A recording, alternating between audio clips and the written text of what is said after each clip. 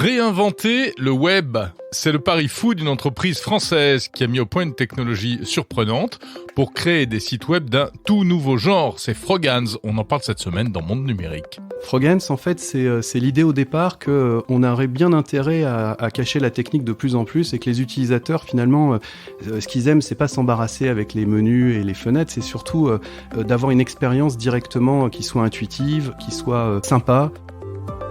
Vivatech, le salon européen de la technologie, revient le 15 juin prochain à Paris. Un salon high-tech qui se veut cette année totalement décarboné. On en parlera avec Julien Villeray d'EDF.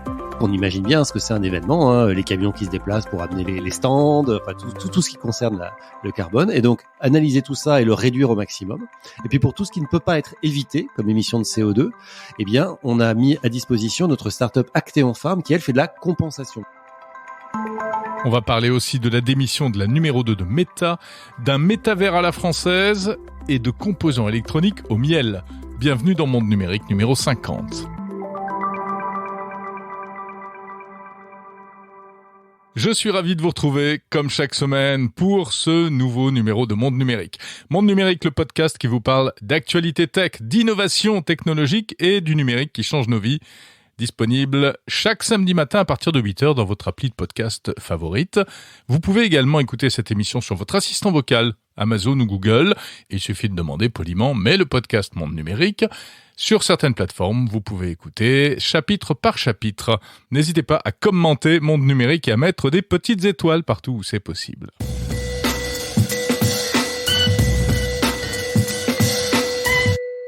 Et on commence par cette actualité qui vient de Californie, qui est le départ de la numéro 2 de Facebook, ou plutôt du groupe Meta. Sheryl Sandberg a décidé de donner sa démission. Alors, Sheryl Sandberg, elle est peu connue du grand public, mais pourtant, elle a été qualifiée de femme la plus influente de la tech, puisqu'elle était depuis 14 ans numéro 2 du groupe Facebook, ce qui n'est pas rien. Elle avait été recrutée en 2008 par Mark Zuckerberg lui-même, alors qu'elle travaillait alors chez Google. Et il faut rappeler qu'à l'époque, le jeune Zuckerberg n'avait que 23 ans, elle en avait déjà 38, elle avait donc beaucoup plus d'expérience, et c'est elle véritablement qui a appris à Mark Zuckerberg à diriger une entreprise comme la sienne. Mais surtout, le travail de Sheryl Sandberg a été de développer tout l'aspect économique de Facebook, d'en faire une véritable machine de guerre économique grâce à la publicité, en monétisant tout ce qu'il était possible de monétiser sur les différentes plateformes du groupe, Facebook, WhatsApp, Instagram, etc. 14 ans aux commandes de Facebook. Elle avait aussi développé des relations avec les responsables politiques, notamment Barack Obama, ce qui était évidemment fondamental vu l'importance que les big tech ont prise ces dernières années.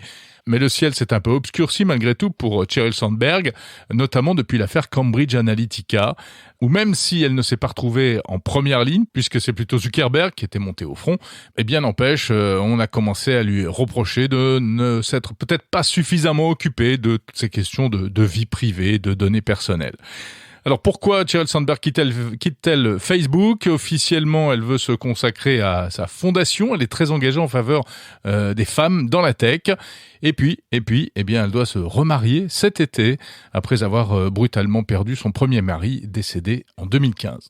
Alors c'est vraiment une page qui se tourne pour l'histoire de Facebook, pour l'histoire des entreprises de technologie, même d'une manière générale, car Sandberg illustre probablement le passage à l'âge de la maturité pour ces entreprises créées au début des années 2000 et qui aujourd'hui sont devenues d'énormes machines avec des responsabilités qu'elles n'attendaient sans doute pas et tous les problèmes qui vont avec. Un métavers français pour y donner des spectacles, ça verra peut-être le jour l'année prochaine ou en fin d'année, et c'est l'idée du compositeur Jean-Michel Jarre. Alors, c'est une idée qu'il avait déjà lancée l'année dernière, en fait, et qui devrait se concrétiser, qui se concrétise aujourd'hui, puisque cette semaine, Jean-Michel Jarre a annoncé un partenariat, en fait, avec une start-up de la région de Perpignan, qui s'appelle Vroom, et qui va développer un métavers français. De quoi s'agit-il ? Il s'agira d'un monde virtuel en 3D, probablement accessible dans le futur grâce à des lunettes de réalité virtuelle, etc., et où il sera possible pour les artistes français d'organiser des concerts. Pourquoi cette démarche de Jean-Michel Jarre, elle est intéressante parce que, en fait, il avait déjà organisé un spectacle en 2020 dans un monde virtuel, mais il avait dû passer par une plateforme américaine et il s'était rendu compte à ce moment-là, qu'il risquait de se passer avec ces métavers la même chose que ce qu'on connaît aujourd'hui avec toutes les plateformes américaines de technologie, c'est que l'on en devienne totalement dépendante et qu'un jour, du fait de telle ou telle décision, on ne puisse plus faire exactement ce qu'on a envie d'y faire. Alors, il estime que le métavers, c'est pas juste un truc de geek et qu'il faut s'y mettre dès maintenant parce que d'ici 2 à 3 ans, il sera trop tard. Lancement du métavers de Jean-Michel Jarre, en principe, en fin d'année. Connaissez-vous la Commission d'enrichissement de la langue française ? C'est un groupe d'experts de la langue lié à l'Académie française et qui se charge depuis des années de franciser les termes étrangers lorsque ceux-ci commencent à prendre un peu trop de place dans le langage quotidien. Alors autant dire qu'avec le numérique, la Commission d'enrichissement de la langue française a du boulot. Et elle ne chôme pas. Alors certes, même si elle ne se réunit que quelques fois par an seulement, et du coup, elle est toujours un peu en retard. Elle arrive alors que les termes auxquels elle s'attaque sont déjà entrés dans l'usage. Mais parfois, ça peut donner de bons résultats, parfois d'autres résultats un peu comiques. Par exemple, on doit à cette commission des mots francisés tels que la toile au lieu du web, ou encore le courriel au lieu de l'email, sans oublier le clavardage au lieu du chat qui, lui, a connu beaucoup moins de succès. À ne pas confondre en plus avec les mots francisés inspirés de nos cousins québécois qui, eux, sont beaucoup plus en avance que nous sur ces questions-là. Alors dernièrement, la commission s'est attaquée aux jeux vidéo et à un mot qui est très courant dans le jeu vidéo, c'est le terme streamer. Un streamer, c'est quoi ? C'est quelqu'un qui se filme, qui se diffuse par exemple sur Twitch, la plateforme reine des streamers, en train de jouer à des jeux en ligne. Alors pour la commission d'enrichissement de la langue française, il ne faut plus dire streamer, mais joueur ou joueuse, ou encore joueur en direct. Et oui, cette commission en fait a un principe, c'est de toujours aller au plus simple avec des mots qui existent déjà. Et du coup, elle s'est contentée de prendre le mot joueur. Sauf que, joueur, pour beaucoup, ça ne suffit pas à caractériser ce qu'est un streamer. C'est même beaucoup trop réducteur. En effet, aujourd'hui sur Twitch, par exemple, on trouve des streamers qui parlent de jeux vidéo, mais également qui parlent de toute autre chose, d'actualité, de politique, de cuisine, de tout ce qu'on veut. Bref, c'est donc, encore une fois, tombé un peu à côté de la plaque. Et si on remplaçait les puces informatiques de nos ordinateurs et de tous nos appareils électroniques par des puces avec du miel ? Oui, du miel fait par les abeilles. C'est ce que proposent des ingénieurs de l'université américaine de l'État de Washington. C'est une innovation étonnante. Ils ont découvert que le miel pouvait être apparemment utilisé pour fabriquer des composants électroniques, et notamment un composant baptisé Memristor. Ça ressemble à transistor, sauf que c'est encore mieux. Cela peut traiter et même stocker des données au format numérique.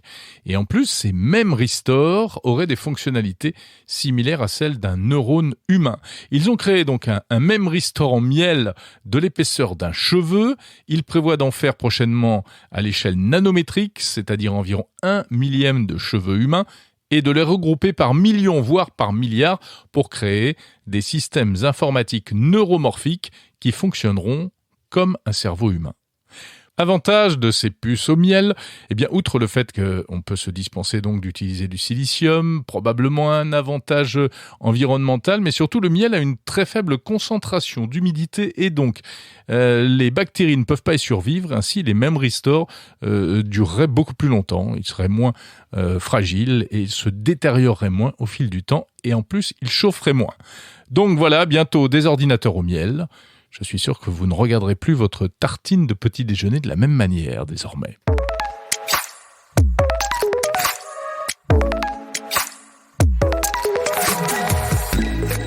On va passer aux interviews de Monde Numérique cette semaine. Je vous ai concocté 2-3 petits sujets qui devraient vous intéresser. On va parler dans un instant de Vivatech avec notre partenaire EDF.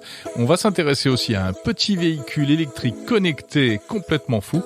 Mais avant cela, imaginez une nouvelle manière de consulter des contenus sur le web. Un nouveau web, en fait. Terminer le format carré des pages web traditionnelles. c'est l'idée d'une société française que vous allez découvrir et ça s'appelle Froghands. Comme d'habitude, cette interview est proposée également en bonus, en version un peu plus longue, par ailleurs, sur le fil de Monde Numérique. Donc, si c'est un sujet qui vous intéresse, si vous êtes par exemple développeur ou éditeur de contenu en ligne, que vous voulez vraiment aller au fond des choses, vous pouvez passer tout de suite au bonus. Sinon, restez là, on va à l'essentiel tout de suite.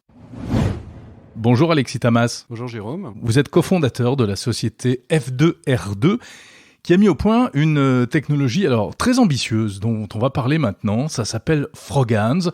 Et Froghands, on va dire que c'est une alternative au web d'aujourd'hui. C'est un nouveau web.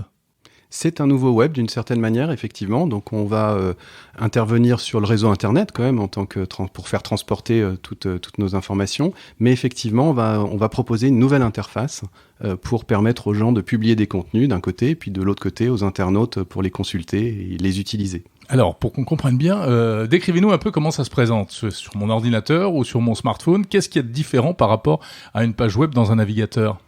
Alors, on va arriver à un espace de communication, d'information qui est nouveau. Donc, il ne va pas se situer à l'intérieur du navigateur au sein de la fenêtre rectangulaire qu'on connaît bien maintenant depuis 30 ans. Le navigateur web, c'est des pages auxquelles on accède par des noms de domaine.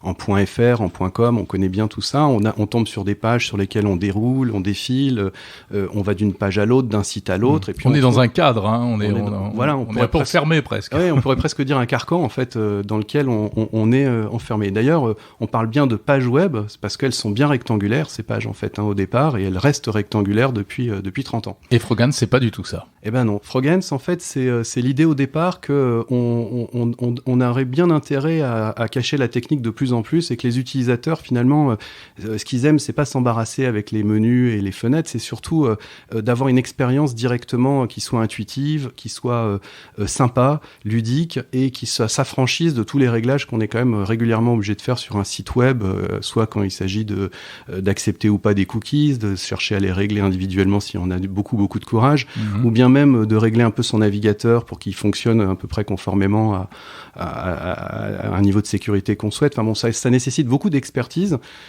qui s'explique d'ailleurs par le fait que le web est une invention d'informaticiens en fait, géniaux mais quand même informaticiens, et il y a plus de 30 ans, et du coup aujourd'hui cette expérience s'est prolongée comme ça. Bon, nous on est arrivé, on a dit non, une technologie au point, elle devrait être complètement invisible. C'est ce qu'on a par exemple sur le marché automobile. Il y a beaucoup de technicité qu'on ne voit plus du tout aujourd'hui. Ça devient facile, une voiture en fait, elle conduit bientôt même toute seule, etc. à notre place, alors qu'il faut se replonger un siècle en arrière. C'était bien plus technique. Il fallait savoir mettre un peu les mains dans le cambouis, comme on dit. Expression qui a un peu disparu. Bon, dans le web, on s'est dit, les gens ont un peu trop les mains dans le cambouis. On va créer une autre expérience avec des sites sympas, qui ont des formes quelconques. Alors ça ressemble un peu à ce qu'on appelle des widgets. Hein. Oui, ça ressemble à des widgets pour ceux qui les ont pratiqués, soit sur les ordinateurs Mac ou sur les ordinateurs Windows. Mais bon, maintenant il y a aussi des ordinateurs qui tournent sous Linux, et puis il y a des mobiles, bien entendu. Et donc ça ressemble un peu visuellement, mais comme on va le voir, en fait, il s'agit pas, les sites Froghands ne seront pas des logiciels qu'on télécharge individuellement et avec tous les risques que ça peut représenter en termes de sécurité. Ce sont des sites réellement qu'on va consulter. Donc on reste dans le même modèle que le web, des sites qu'on ouvre avec une adresse. On verra qu'il y a une adresse particulière pour les sites Froghands, mais ensuite on navigue dedans et on n'est pas en train de télécharger des logiciels qui peuvent avoir des actions néfastes. Mais donc, je le disais, un peu comme des widgets, donc avec des formes un peu sympas, arrondies, etc. Un site ne ressemble pas à un autre, c'est très graphique. C'est tout petit ou c'est grand, on peut l'agrandir ou le réduire tout petit dans un coin de son écran. Voilà, c'est ça. Alors, c'est très facile à manipuler parce qu'en fait, comme l'objet ne ressemble pas à une fenêtre habituelle, vous savez, avec la barre en haut, qu'on saisit en général pour déplacer la fenêtre, mais en fait, là, on peut le prendre par n'importe quel endroit sur l'écran, là où il se trouve, et en le plaçant, effectivement, près du bord, eh bien, il a la propriété de se redimensionner automatiquement pour redevenir discret. Mais tout en redevenant discret sur le coin, il peut aussi changer un peu d'apparence pour faire apparaître des informations essentielles. Par exemple, si c'est un site d'information avec des news qui changent en temps réel, etc. Voilà. D'accord. Donc on peut avoir peut-être que quand le site est un peu étendu sur mon bureau, eh bien je peux voir. Alors il occupe jamais tout l'écran d'un ordinateur. D'accord. Mais moi j'aime bien travailler avec tout, avec vraiment le full screen, mais là c'est pas possible en fait. Là, ce qui va être possible, par contre, c'est beaucoup plus intéressant. Je pense, c'est que vous allez pouvoir composer votre full screen avec des sources différentes. C'est-à-dire vous allez pouvoir avoir un site qui va traiter par exemple de résultats sportifs de tennis, un autre qui va être votre boutique en ligne sur lequel vous faites des achats, un autre qui va être votre blog sur lequel vous postez des informations et donc vous allez pouvoir en même temps que vous regardez tout ça continuer à poster. Enfin, vous allez pouvoir superposer cet ensemble de contenus de manière très ludique et facile. Et ce qui nous avait d'ailleurs donné on avait eu quelqu'un qui avait vu ça il y a quelques temps, nous avait dit en fait c'est un petit peu comme la navigation parallèle. C'est-à-dire au lieu dans le web, je suis sur un site à la fois. Là, avec Frogance, vous allez pouvoir composer votre écran en mettant les sources, les sites que vous aimez bien dans un coin, et vous pouvez continuer à faire autre chose. Donc c'est pour ça que on avait l'expression de navigation parallèle. À la fois, je peux naviguer sur un site Frogance et faire autre chose sur mon poste, et en même temps, je peux naviguer sur plusieurs sites Frogance en même temps. Donc c'est très différent. Alors, vous avez déjà un peu répondu à ma question, mais j'allais vous demander quel est l'intérêt véritablement de Frogance par rapport au web traditionnel ? Alors, pour Frogance, donc ça met en relation finalement des éditeurs de contenu et de services d'un côté, et puis de l'autre des internautes. Pour les internautes, l'expérience elle est extrêmement sympa, elle est ludique, donc elle est très légère, on n'a pas ça respecte la vie privée très facilement. J'ai des moyens pour contrôler. Il n'y a pas de cookies et des choses comme ça ? Voilà, il y a pas de traceurs et de... Non, il n'y a pas de traceur dans mon dos. Si je veux être tracé, par exemple reconnu par un site à ma prochaine visite, eh bien, ça n'est possible que si je mets ce site Frogance dans mes favoris. Et donc, c'est un acte volontaire qui me permet ensuite de profiter justement du fait d'être reconnu. Mais si par défaut, je ne suis pas reconnu, ce qui nous donne effectivement, ce qui donne aux utilisateurs un grand confort. Alexis Thamas, vous arrivez quand même sur un secteur où il y a des géants, où tout est très installé. Comment espérez-vous vous imposer ? Malgré tout, vous avez des investisseurs qui vous suivent. Alors, on a une histoire aussi assez particulière par rapport à nos investisseurs, si on en parle un moment. C'est que ce projet étant extrêmement ouvert, et il est en même temps assez disruptif, c'est-à-dire qu'on arrive avec des grandes ambitions, comme vous pouvez le voir. Ce sont des ambitions qu'on a su maîtriser, on va dire. On n'est pas parti comme... On a tous un peu une expérience. Il y a une vingtaine de personnes qui travaillent sur ce projet aujourd'hui, donc c'est pas un bout de papier, hein, c'est vraiment un projet concret. Et donc on a eu des difficultés évidemment pour financer un projet aussi important, puisque tout le monde nous disait mais vous savez, les Américains c'est à eux de faire ça, hein, ou alors peut-être des Chinois un jour, mais en tout cas pourquoi des Français, qu'est-ce qu'on a fait nous pour l'internet? Alors, nous, on sait ce qu'on a fait pour Internet. On a fait beaucoup de choses. On a eu des ingénieurs qui ont travaillé dans le passé à des ébauches d'Internet, qui ont inspiré les fondateurs d'Internet eux-mêmes, gens qu'on a d'ailleurs eu la chance de rencontrer, et cette histoire montre que l'ingénierie, la créativité en France, elle était là en fait. Hein. Oui. Simplement, après, on a eu des épisodes. On s'est fait dépasser par le marketing américain, c'est sûr. Voilà. Mais aujourd'hui, à l'heure des questionnements sur la souveraineté numérique, au contraire, on est à la recherche d'innovation française de ce genre. Mais effectivement, mais pour l'instant, en tout cas, le niveau de visibilité fait que notre financement, en réalité, on l'a fait avec des personnes physiques qui ont rejoint notre projet au fil de son histoire, qui nous ont accompagnés, qui nous ont inspirés, qui nous ont aidés, et finalement très peu par des fonds professionnels, on va dire, qui nous disaient oui, mais on ne sait pas trop, vous n'êtes pas en train de reproduire un modèle qui existe déjà, donc on ne sait pas trop quoi en penser. Peut-être que vous êtes géniaux, mais peut-être qu'en fait c'est nul votre truc. Donc on s'est retrouvé avec des investisseurs professionnels qui nous disaient, vous savez, on prend des risques, c'est pas notre argent, c'est l'argent des gens qui ont investi chez nous. Donc qu'est-ce qu'on leur raconte si votre truc, on ne sait pas expliquer pourquoi il marche ou il marche pas. Donc c'est assez difficile. Alors du coup, on n'allait pas rester comme ça les bras croisés. Nous, on a une équipe d'entrepreneurs avec nous, on a des actionnaires aussi entrepreneurs, donc on s'est dit, on va, puisque les fonds d'investissement c'est difficile aujourd'hui, ça ne le sera pas demain évidemment, dès qu'on aura un peu de chiffre d'affaires, mais aujourd'hui c'est difficile, donc on va aller voir le public. Et là, on a bénéficié, et ça, c'est vraiment... on a un environnement très favorable, en fait, je pense. On râle souvent en France, mais là, en fait, on a quand même des outils très puissants de financement. Alors, il y avait évidemment le crowdfunding, mais ça, on est beaucoup trop avancé pour du crowdfunding. En fait, on a déjà des produits au point. Enfin, on est prêt à se lancer au niveau international. On a une antenne locale en Chine, on est en train d'en ouvrir aux États-Unis. Enfin, vous voyez, on est un peu plus avancé que du crowdfunding.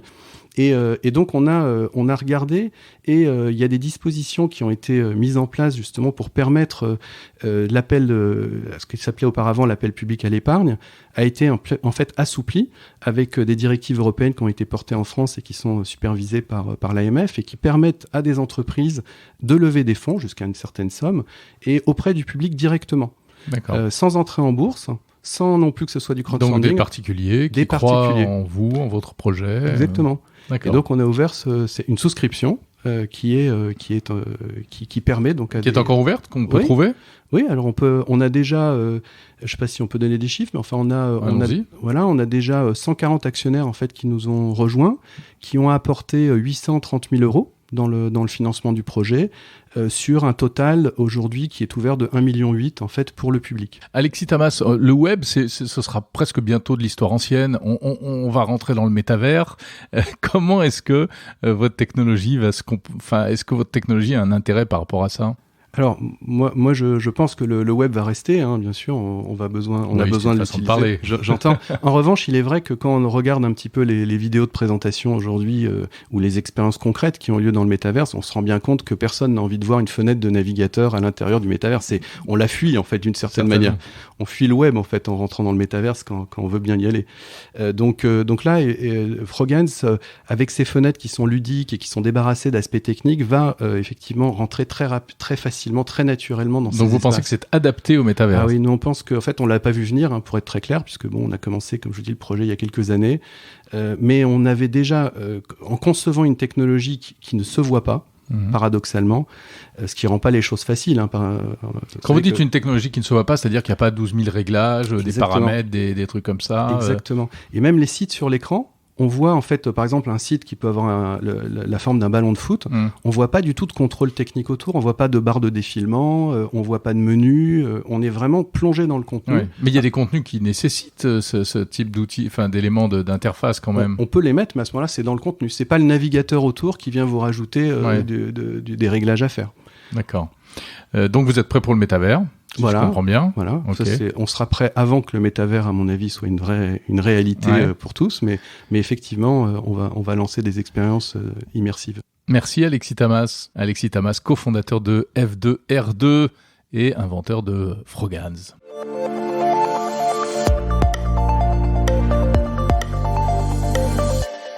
Bonjour Julien Villeray. Bonjour Jérôme. Directeur de l'innovation d'EDF. Ravi de vous retrouver dans le cadre du partenariat entre EDF et Monde Numérique pour parler cette semaine de Vivatech. Et oui, ce sera le retour dans une dizaine de jours, le 15 juin, du Grand Salon européen de la technologie à Paris. Alors, avec une thématique très forte cette année, la décarbonation. Et précisément, EDF a passé un accord avec Vivatech pour en faire un événement réellement décarboné, c'est ça ? Exactement. En fait, là, on est un peu au carrefour finalement de trois choses. D'abord, Vivatech refait un événement en physique et qui se veut être aussi fréquenté que les événements physiques avant le Covid, donc beaucoup d'ambition. On a évidemment un intérêt du public pour le sujet du CO2 et du bas carbone et qui croit vraiment dans la population. Et nous, c'est évidemment une de nos spécialités, notre raison d'être de travailler à la décarbonation du monde. Donc, au croisement de tout ça, on a décidé avec Vivatech de travailler avec eux, d'être leur partenaire bas carbone. Et en fait, l'événement Vivatech cette année sera décarboné par EDF. Alors ça veut dire quoi ? Ça veut dire qu'on a mis 2 de nos startups spécialisées dans le sujet à disposition de Vivatech pour décarboner. La première, qui s'appelle Urbanomy, fait du conseil en décarbonation. Donc en gros, elle a travaillé avec Vivatech à identifier tout ce qui émettait du CO2 dans ce que faisait Vivatech. On imagine bien ce que c'est un événement, hein, les camions qui se déplacent pour amener les stands, enfin tout ce qui concerne le carbone. Et donc analyser tout ça et le réduire au maximum. Et puis pour tout ce qui ne peut pas être évité comme émission de CO2, on a mis à disposition notre startup Actéon Farm qui elle fait de la compensation, mais pas n'importe quelle compensation. Elle fait ce qu'on appelle la compensation premium, c'est-à-dire que la compensation, ça peut être une forêt qu'on ne verra jamais en Amazonie. Bon, c'est pas vraiment premium, ou ça peut être quelque chose de local et de vraiment certifié. Et là, en l'occurrence, nous avons trouvé une forêt à moins de 150 km de Paris, donc là où se trouve l'événement Vivatech, et qui va être dédié à la décarbonation de Vivatech. Donc voilà, c'est un événement bas carbone grâce à EDF. Mais Julien Villeray, la compensation carbone, est-ce que c'est vraiment de la décarbonation ? Alors la compensation carbone, c'est la dernière chose à faire, mais on est obligé de le faire. En fait, ce qu'il faut faire avec le sujet du CO2, c'est d'abord l'éviter. Hein. Le premier problème, c'est de l'éviter au maximum. Donc ça, c'est ce que tout le monde doit faire. Ensuite, c'est de le capturer, parce qu'il y a des technologies aujourd'hui de capture du CO2 qui existent. Alors ça concerne moins un événement, évidemment, comme Vivatech, que l'industrie ou ce type de choses. Et puis, à la fin, il en reste toujours. il reste toujours un peu de CO2. Et donc, comment on fait pour finalement décarboner jusqu'au bout? C'est en faisant cette compensation. Mais évidemment, dans l'ordre des priorités, la priorité, c'est d'abord d'éviter d'émettre avant de décarboner avec de la capture ou derrière des compensations. Et pour éviter d'émettre très concrètement, on fait comment? Alors, pour éviter d'émettre, il y a énormément de choses. Par exemple, puisqu'on est en France et que l'électricité est déjà bas carbone, on voit bien que si on se déplace avec des véhicules qui sont électriques ou des véhicules qui sont à hydrogène, etc., on émet évidemment pas de CO2 par rapport à des véhicules qui en émettent. Quand on fait du recyclage de tout un tas de matériaux qui sont utilisés, en l'occurrence par exemple pour un événement, de la même façon, on a un effet de décarbonation derrière, puisque, alors je vais pas rentrer dans le détail, mais quand on utilise du bois, certaines formes de bois, on peut d'ailleurs en faire de la biomasse et donc créer de l'énergie avec, et donc c'est une forme de CO2 capturé. Enfin, il y a tout un tas de façons de faire ça. Et puis il y a des choses très simples. Des choses très très simples, par exemple, ne pas fournir de bouteilles d'eau en plastique, n'avoir que des fontaines avec des gourdes que les gens amènent eux-mêmes, c'est une forme de décarbonation puisqu'on ne crée pas de produits supplémentaires, on n'a pas besoin de fabriquer les bouteilles de plastique et puis on n'a pas besoin derrière de les recycler ou de les brûler. Et donc ça aussi, c'est une façon de décarboner. Donc en fait, ça se réfléchit vraiment dans toute la chaîne, intégralement. Et je ne parle pas de la compensation des voyages, parce que là, pour le coup, les gens qui viennent en avion à Vivatech, en train, alors en train, en l'occurrence, c'est bas carbone pour la France, mais en avion, par exemple, il faut aussi les compenser. Donc, c'est vraiment un sujet global, le CO2, c'est très complexe, et c'est pour ça qu'il faut l'expertise de consultants qui font ça toute la journée et qui connaissent ça par cœur. Oui, il y a une dimension data qui est très importante. Si vous faites cette promesse de décarboner complètement Vivatech, vous êtes certain que vous arriverez à quoi, zéro carbone ? Alors, l'objectif, c'est évidemment d'arriver à zéro carbone, et tout ça, ce sont des chiffres qui sont audités. C'est-à-dire que quand on fait cette promesse-là, Vivatech derrière va faire travailler un cabinet indépendant pour s'assurer évidemment que tout ça a été bien jusqu'au bout compensé, puisque encore une fois, c'est la compensation à la fin qui vient enlever les dernières tonnes de CO2 émises, et que tout ça est évidemment fait de façon certifiée et très sérieuse. Donc oui, bien sûr, c'est complètement l'ambition. Julien Villeray, au-delà de Vivatech, il y a une innovation qui est un peu étrange, ce sont ces énormes aspirateurs à carbone. J'en parlais la semaine dernière dans Monde Numérique, puisqu'il y a des investissements qui ont été annoncés à l'occasion du sommet de Davos. Est-ce que c'est bien sérieux, ces gros aspirateurs à carbone? À quoi ça sert? Enfin, comment ça marche et est-ce que c'est réellement efficace? Alors, d'abord, comment ça marche? En fait, ce sont des énormes ventilateurs, donc qui consomment beaucoup d'électricité, parce qu'il faut beaucoup d'électricité pour faire tourner ces grands ventilateurs, et par un procédé chimique qui serait trop fastidieux d'expliquer ici, vont capturer les molécules de CO2 qui vont pouvoir être stockées et qui pourront être réutilisées pour faire autre chose. Vous savez peut-être pas d'ailleurs qu'à partir du CO2, on peut faire plein de choses, et on peut par exemple faire du méthanol, on peut faire des carburants, on peut faire plein de choses d'assez intéressantes. Et donc, ces énormes ventilateurs, ça va capter un peu de CO2 dans l'atmosphère, et donc pour capter des gros volumes, des tonnes de CO2, il faut d'énormes ventilateurs dans des quantités absolument incroyables. Donc, est-ce que c'est bien sérieux? Pendant de nombreuses années, à peu près tout le monde a répondu non, parce que ça coûte très très cher, parce que c'est pas efficace, parce que ça consomme beaucoup d'électricité, comme je le disais. Et de plus en plus, plein de gens commencent à se dire que oui, peut-être. Et on voit, par exemple, Bill Gates avec son fonds qui a investi dans Climeworks en Islande pour développer un prototype qui tourne, qui fonctionne dès à présent. On voit les annonces effectivement à Davos d'un certain nombre de grandes entreprises qui investissent là-dedans. Et on peut faire le pari, c'est un pari, par définition l'innovation c'est toujours des paris, on peut faire le pari que la multiplication, l'industrialisation de ces solutions va en faire baisser le prix très rapidement, et qui dit une baisse de prix très rapide, baisse de coût très rapide, dit un coût d'efficacité à la tonne de CO2 capturé bien meilleur. Et donc on peut imaginer que ces solutions vont baisser en prix et donc vont devenir de plus en plus compétitives, d'autant que il commence à y avoir des voix qui s'élèvent et même presque une forme de consensus pour dire qu'on ne pourra pas atteindre la neutralité carbone 2050, qui est notre objectif planétaire de la COP21, il faut s'en souvenir, sans solution de retrait de CO2 de l'atmosphère. C'est-à-dire, c'est pas seulement en les compensant les émissions ou en les évitant, mais aussi en retirant de CO2 qui est déjà dans l'atmosphère. Oui, récupérer tout ce qui a été produit depuis les débuts de la révolution industrielle, en fait. C'est le fantasme, en tout cas, c'est l'idée. Et donc, pour ça, il faut faire de la capture directe dans l'air, il n'y a pas d'autre choix. C'est la seule technologie aujourd'hui qui permet de faire ça. Donc, de là à dire que c'est la solution, non, parce qu'on n'en sait rien. En fait, par contre, beaucoup de gens et beaucoup d'argent sont fléchés vers cette solution, et donc c'est très intéressant de la suivre parce que ça va peut-être être une solution majeure. On se souvient peut-être pas aujourd'hui, mais que les panneaux solaires, il y a 10, 15 ans, c'était absolument hors de prix. C'était absolument pas rentable. C'était quelque chose de très, très, très, fantasmatique de s'imaginer des grandes fermes solaires qui allaient alimenter en électricité le monde. Aujourd'hui, ça coûte tellement peu cher qu'on a des prix d'électricité quand il y a du soleil, parce qu'évidemment, ça marche pas tout le temps, et ça marche pas la nuit, par exemple, mais des prix d'électricité très, très bas, en particulier dans les régions, évidemment, du sud de la planète, qui sont très ensoleillées. Donc, faut jamais dire jamais. Et nous, d'ailleurs, c'est notre métier, évidemment, chez EDF, de suivre ces technologies de près. Merci, Julien Villeray, directeur de l'innovation d'EDF. Et rendez-vous donc le 15 juin à Paris, porte de Versailles, pour la nouvelle édition du salon Vivatech.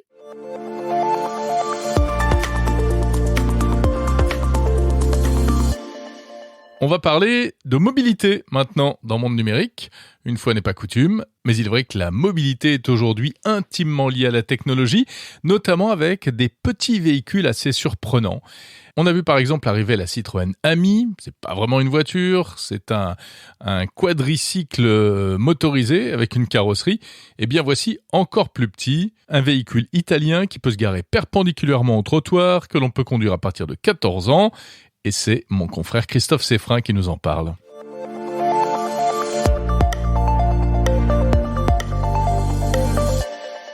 Bonjour Christophe Seffrin. Bonjour Jérôme. Journaliste high-tech à 20 minutes, ravi de te retrouver. Merci. Pour débriefer un produit high-tech que tu as testé. Alors c'est un produit pas banal, c'est une voiture, enfin c'est pas une vraie voiture, hein. C'est la Biro, un petit véhicule électrique concurrent de la Citroën Ami. Comment elle se présente cette Biro, Christophe ? Alors, il ressemble pas du tout à la Citroën Ami. C'est un petit véhicule qui mesure 1,74 m de long. Pour mémoire, la Citroën Ami mesure 2,41 m. Donc, on a quand même affaire à quelque chose de beaucoup plus compact. Cette Biro, c'est une petite voiture, un quadricycle électrique qui est fabriqué, lui, en Italie. L'Ami est fabriqué par Citroën pour une dimension internationale au Maroc. Biro déjà installé dans plusieurs pays et arrive en France avec un magasin, une boutique qui se situe rue des Archives à Paris dans le 4e arrondissement et où on peut découvrir ce petit véhicule, on peut dire voiture, ce petit véhicule électrique qui est donc un concurrent effectivement potentiel pour la Citroën Ami, mais aussi pour la Twizy de Renault, qui est un petit peu en fin de vie, mais qui existe toujours et que Renault commercialise toujours pour le moment. C'est un véhicule sans permis. C'est un véhicule sans permis qui peut être conduit à partir de 14 ans, qui est réservé aux grands centres urbains et en ce qui concerne Paris et la région parisienne, il pourra aller jusque sur le périphérique, mais pas au-delà. Alors, qu'est-ce que tu en as pensé ? Point fort, point faible de cette Biro ? À chaque fois que je teste, j'ai testé les trois en leur temps, la Twizy, l'Ami et puis cette Biro. À chaque fois que je teste ce genre de véhicule dans une grande ville, je me dis que c'est vraiment la solution dont on a besoin. Moi, j'ai pas forcément envie de faire de la trottinette pour des questions de sécurité. Venant de la banlieue, transporter un vélo électrique dans les transports en commun, c'est pas forcément pratique. Cette Biro est vraiment sympa à conduire. Son gros avantage, c'est vraiment sa taille de guêpe, puisque c'est un véhicule que l'on peut garer perpendiculairement au trottoir, ce qui n'est pas le cas par exemple de la Citroën Ami qui est un petit peu trop longue. Là, la Biro, de façon perpendiculaire à un trottoir, ne va pas dépasser par rapport à la largeur traditionnelle d'un véhicule d'une berline. Donc ça, c'est vraiment un bon point. Il y a un autre bon point, c'est quand même l'autonomie de ce petit véhicule qui est annoncé jusqu'à 100 km. Et il y a un autre avantage qui est proposé par Biro, c'est que outre une batterie fixe avec une autonomie de 100 km, ce qui est un petit peu plus que l'autonomie promise par l'Ami de Citroën, Biro propose une batterie amovible, une batterie qui cette fois n'offrira une autonomie que de 50 km, mais que l'on va pouvoir extraire du véhicule à tout moment. Il y a une poignée, on tire la poignée, on se retrouve avec un équipement de type valise sur roulette. Donc c'est très très très pratique puisqu'on va se garer, imaginons dans Paris n'importe où, il n'y a pas forcément de prise électrique pour recharger son véhicule. Et là on peut aller au bureau avec sa petite batterie sur roulette et la recharger. Cette batterie à l'autonomie de 50 km se rechargera en 3 heures, contrairement à la batterie amovible qui, elle, a besoin d'un point d'alimentation fixe qui se rechargera en 5 heures. Et quelle est la capacité de transport de ce véhicule ? Alors, la capacité de transport de cette Biro est de 2 places assises. Alors moi, j'ai fait un essai avec une personne à mes côtés. Aucun problème. J'ai plutôt un bon gabarit et j'ai pas du tout été gêné. Il y a un petit peu de place à l'arrière du véhicule pour ranger quelques courses, quelques affaires. Un rangement de 41 litres, c'est pas énorme, mais Biro propose une autre formule de son véhicule avec là un véritable coffre à haillons qui offre un espace de rangement de 300 litres, ce qui là correspond quand même à quelque chose d'un peu plus confortable pour emmener des affaires. Il y a une connectivité particulière à l'intérieur ? Oui, il y a un système qui a été mis en place par Biro qui permet de réaliser, si on le souhaite, du car sharing. C'est plutôt intéressant puisque on va pouvoir ainsi partager son véhicule avec des personnes, alors à condition de vouloir entrer dans cet écosystème avec éventuellement les risques que cela peut comporter. Et des personnes vont pouvoir réserver votre Biro sur leur application et une fois qu'ils seront devant votre véhicule, ils pourront l'ouvrir grâce à l'application et l'utiliser durant leur temps de location. Donc on peut faire de la location entre particuliers en fait. Absolument, c'est le principe. C'est pas le principe de base, mais c'est un principe que propose Biro et qui est plutôt intéressant. Et autre chose, Biro permet aussi, alors là il faut activer cette option au moment de l'achat, de localiser le véhicule en cas de vol. Et c'est une option qui est assez rassurante. Alors, l'Ami de Citroën a une particularité, c'est qu'elle est vraiment accessible, avec un modèle de financement un peu comme les téléphones mobiles, on peut se payer sur plusieurs années, mois par mois, etc. Qu'est-ce qu'il en est de la Biro au niveau tarif ? Le tarif de la Biro est un tarif sec, si je puis dire. C'est à partir de 10 800 €, sachant qu'à ce prix, on n'aura pas les portes de la voiture, qui sont des portes amovibles. Donc, il faut rajouter ces portes. Alors, quand on habite dans le sud, c'est plutôt cool de pas avoir de portes. D'ailleurs, la Twizy n'en avait pas au moment de son lancement. Et le prix de la Biro va monter jusqu'à 16 000 €. La Citroën Ami, elle, est moins chère. Elle est proposée à partir de 7 390 €, hors bonus écologique. Il faut aussi enlever le bonus écologique sur la Biro, qui est un bonus de 900 €. Il y a aussi un bonus de 1 500 € pour les professionnels. Et de son côté, la Citroën Ami a une offre extrêmement agressive, puisque une fois que l'on a payé ce premier loyer de 3 700 €, il reste après 48 mois de mensualité à 19,99 € par mois, ce qui explique le succès de cette Citroën Ami et pourquoi aussi on voit tant de jeunes qui roulent avec, parce que cette voiture, ce quadricycle, est particulièrement accessible. Eh bien, merci beaucoup, Christophe Seffrin, journaliste high-tech à 20 minutes. Merci Jérôme, à bientôt.